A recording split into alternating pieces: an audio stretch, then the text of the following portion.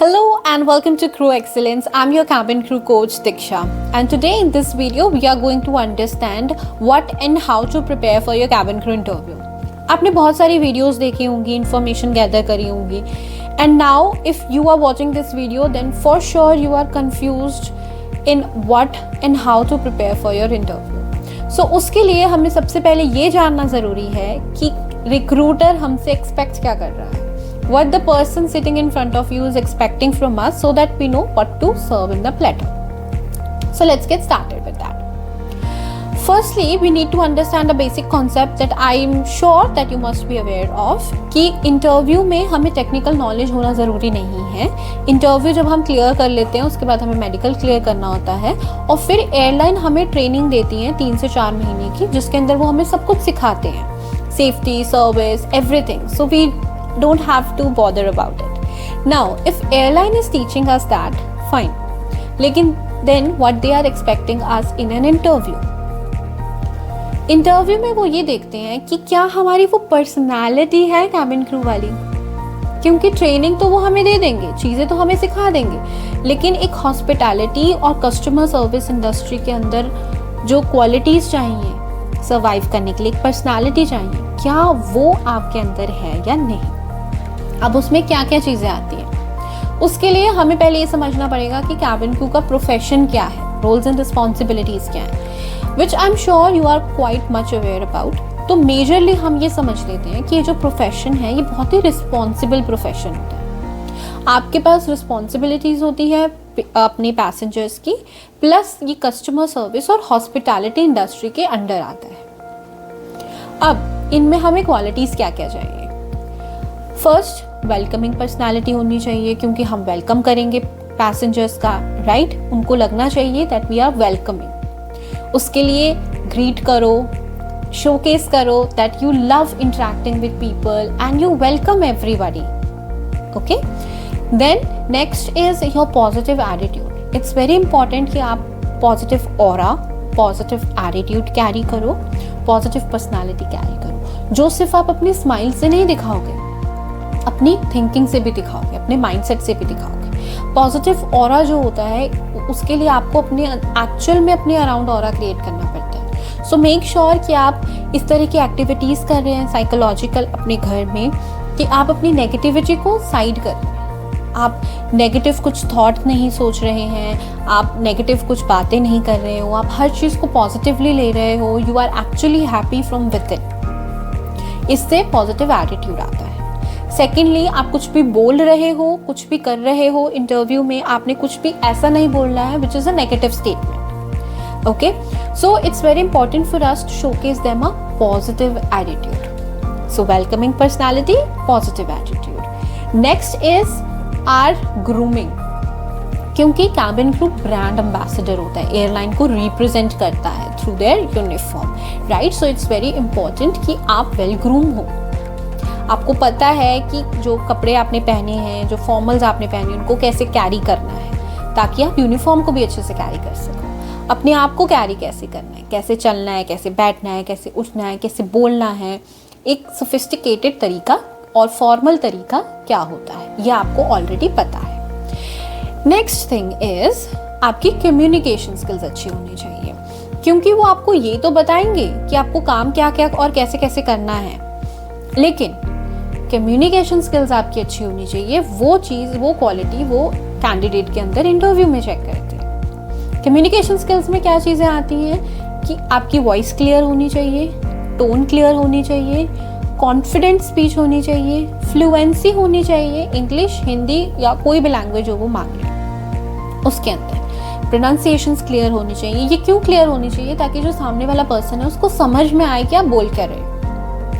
Speaking के साथ साथ आपकी लिसनिंग स्किल्स भी अच्छी होनी चाहिए, क्योंकि आपको ये भी इम्पॉर्टेंट है आपके लिए कि आप पैसेंजर्स की जो भी इंफॉर्मेशन है, डिमांड है, आप उसको अच्छे से सुन सक रहे हैं, समझ रहे हैं. So you should be a good listener and you should be a good speaker and you should be able to communicate, to send your message properly and confidently. आप अपनी बातों को confidently explain कर पा रहे हो, ये एक क्वालिटी आपके अंदर होनी चाहिए. So communication skills which include your fluency in your speech and your listening skills. Okay. Then important factor क्या आता है कि क्या आपके अंदर कुछ बेसिक सॉफ्ट स्किल्स हैं जो आप सिचुएशंस पे यूज़ कर पाएंगे, क्योंकि सिचुएशंस तो हैंडल आप ही को करनी पड़ेंगी, which includes your problem solving skill, कि अगर आपके सामने कोई प्रॉब्लम आ जाती है तो आप प्रॉब्लम को अंडरस्टैंड करके टैकल कर सकते हो। क्रिटिकल थिंकिंग, आपका माइंडसेट कितना शार्प है, कोई अगर इमरजेंसी सिचुएशन आपके सामने आ जाती है तो आप कितना प्रॉम्प्टली एक्ट कर सकते हो उस सिचुएशन पे, ओके। और ये सब वो कैसे जानते हैं? आपसे हाइपोथेटिकल या सिचुएशनल बेस्ड क्वेश्चंस पूछ के, या आप जनरली भी मेंशन कर सकते हो इन स्किल्स के बारे में, अपनी problem solving skills, critical thinking skills. फिर वो ये चीज़ चेक करते हैं कि क्या आप टीम में काम करने के लिए कंफर्टेबल हो, क्योंकि आपको हमेशा एक नई टीम के साथ काम करना पड़ेगा। आप कम्युनिकेट कर सकते हो लोगों के साथ इन अ टीम, आप एक कोलैबोरेटिवली आप काम कर सकते हो अच्छे से या नहीं। मोस्ट इम्पॉर्टेंटली ये बहुत ही ज़्यादा रिस्पॉन्सिबल जॉब होती है, तो वो ये चीज़ चेक करते हैं कि क्या आप एक रिस्पॉन्सिबल पर्सन हो। तो आपको अपने जेस्चर्स, अपने कॉन्फिडेंस और अपनी आंसर से ये चीज़ शोकेस करनी है रिक्रूटर को कि आप एक रिस्पॉन्सिबल और mature person.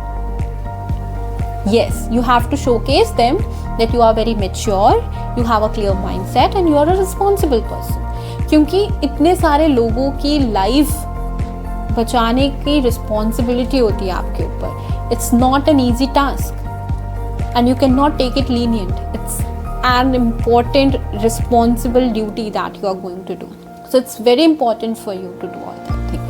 Another important thing is being vigilant. Cabin crew को विजिलेंट होना यानी ऑब्जर्वेंट होना, हर चीज़ को अच्छे से ऑब्जर्व करना, काम करते करते कम टाइम के अंदर हर चीज़ को नोटिस करके रखना, ये एक स्किल होनी बहुत ज़्यादा ज़रूरी। ओके, सो मेक श्योर कि ये जो चीज़ें हैं आप अपने अंदर डेवलप कर रहे हो। अब ये डेवलप कैसे होंगी? प्रैक्टिस से। आप रियल लाइफ सिचुएशन में इम्प्लीमेंट करने की कोशिश करो, स्किल्स को ऑब्जर्व करो, स्वॉट एनालिसिस करो, that is your strength, weakness, opportunities, challenges क्या क्या हैं आपकी लाइफ के अंदर, उनको नोट डाउन करो। समझो कि आपके अंदर क्या क्वालिटीज़ हैं, आपको क्या क्या इम्प्रूव करना है, क्या क्या अपने अंदर ऐड ऑन करना है। पॉजिटिव एटीट्यूड के लिए आप नेगेटिव थॉट्स को बाहर निकालो, आप नेगेटिव लोगों से दूर रहो, आप अपने सराउंडिंग में पॉजिटिविटी क्रिएट करो, अपने आंसर्स में, कम्युनिकेशन में मेक श्योर आपको नेगेटिव स्टेटमेंट ना दो। बॉडी लैंग्वेज इम्प्रूव करो, ग्रूमिंग इम्प्रूव करो, कम्युनिकेशन स्किल्स के लिए प्रैक्टिस करो। कम्युनिकेशन स्किल्स इन्हांस करने के लिए आप क्लासेस ले सकते हो। अब आप कैसे क्लासेस ज्वाइन कर सकते हो? आप ऐसे कोर्स कर सकते हो जिसमें आप अपने सॉफ्ट स्किल्स में इन्वेस्ट कर रहे हो। तो ये जो सारी क्वालिटीज़ मैंने बताई थी, these are the soft skills. तो आप ऐसे कोर्सेज ज्वाइन कर सकते हो जहाँ पर आप अपनी सॉफ्ट स्किल्स पे इन्वेस्ट कर रहे हो, जहाँ पे वो आपको प्रैक्टिस करवा रहे हैं, आपकी कम्युनिकेशन स्किल्स इन्हांस कर रहे हैं, आपकी इंग्लिश स्पीकिंग इन्हांस कर रहे हैं, लिसनिंग स्किल्स अच्छी कर रहे हैं, कॉन्फिडेंस इन्हांस कर रहे हैं, ग्रूमिंग अच्छी कर रहे हैं, बॉडी लैंग्वेज के बारे में बता रहे हैं, कैसे आंसर्स करने हैं और इंटरव्यू में क्या क्या चीज़ों का ध्यान रखना है, ये सब चीज़ें बता रहे हैं। तो आप इस टाइप्स के कोर्सेज और क्लासेस ज्वाइन कर सकते हो, इंडिविजुअली भी कर सकते हो और कोई कंबाइंड क्लासेस भी ज्वाइन कर सकते हो, और इस तरीके से आप अपने अंदर चीज़ें डेवलप कर सकते हो through practices, through research, through implementing these things in your real life, in day to day task, and then you can actually enhance these skills.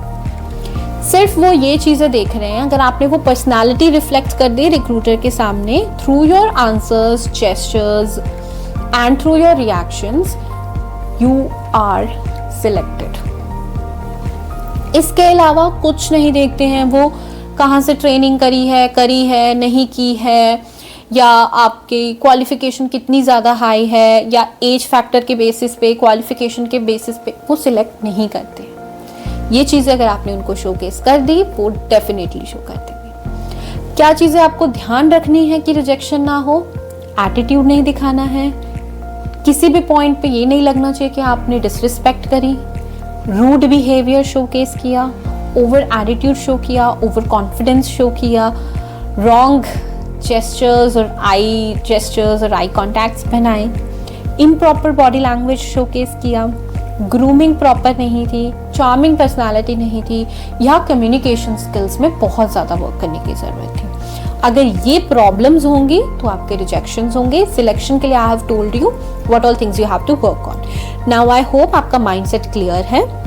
अगर आपको कोर्स ज्वाइन करना है प्रॉपर, आपको चीज़ें ये एक्चुअल में सीखनी है, प्रैक्टिस करनी है, then you can contact me on the given numbers in the description box and I will provide you with the best possible courses and personal sessions for your feedback. Okay?